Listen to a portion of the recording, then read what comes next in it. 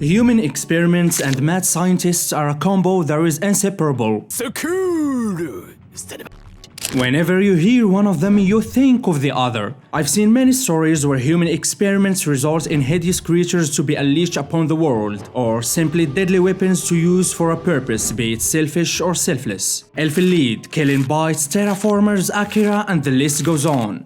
The Indigo Project is a newly released manga with only one chapter as of now, taking place in a futuristic world where humans have successfully managed to modify their DNA and access the abilities of other species. As we are first introduced to the story, with your typical mad scientist whose only drive in life seems to be experimenting on humans, we see how that DNA modification, or splicing as the story calls it, is not an easy or comfortable procedure, nor is it guaranteed to succeed, thanks to our boy here Ashton. With that in mind, now the world is filled with successful experiments, super soldiers to be put to use, and failed experiments, the overcome, monsters that plague the world like what poor Ashton has become. We soon know how normalized these experiments have become over the years, since Elegant, a 16-year-old girl, wants to undergo a DNA splicing with the full support from her mother. That being said, it does seem that this being legal now is not stopping those mad scientists from kidnapping people and experimenting on them still, something that we only realize by the end of the chapter, but feel throughout the previous panels that are filled with creepy atmosphere, something that we can observe in how Elegant started feeling doubts about her decision that she was so sure about. And that's where the counterforce comes, people who appear to be putting up a fight against the super soldiers and their masters, people who are desperate for power to change the world. So far, that's all that the story suggests to us it's going to be about, but I can see how Ellie, the kidnapped girl, and the counterforce come to play, as their fates are intertwined because of DNA splicing and the organization pushing it forward.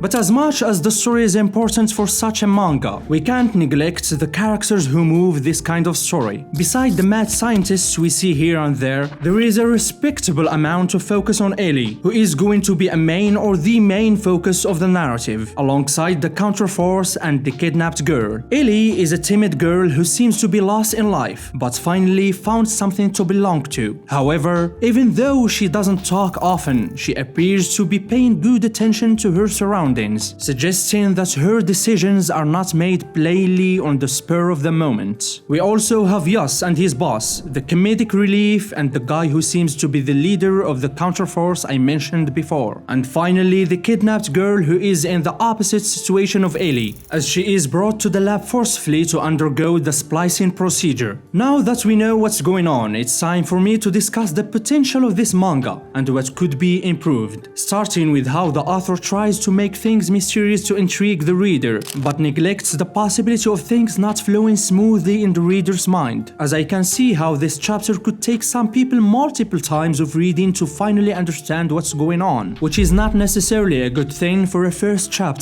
Some things that could be changed to fix such a problem is explaining concepts in the story through the characters, even for a brief moment, giving a little bit of background about the world and setting in general for better understanding, immersion, and engagement, and trying to make the scenes relate to each other even though they are separated by the setting. Other than this, I was satisfied with my read and curious about the next chapter. Like, what will Ellie do after she realizes the truth of the splicing, since she already started having doubts? What will happen to the kidnapped girl? What kind of powers is the counterforce trying to gain to challenge the super soldiers or the monsters known as the Overcome? Finally, how will all these characters be set into motion as we delve deeper into the plot? To be honest, all of this is not new to me, but still intriguing nonetheless. Not to mention that not all people have experienced many stories with the setting and the plot similar to this one. I highly recommend checking out the Indigo Project if you're into stories revolving around mystery, canny characters, transformations, and hopefully some nice action alongside its gruesomeness that is shown in the first part of the first chapter.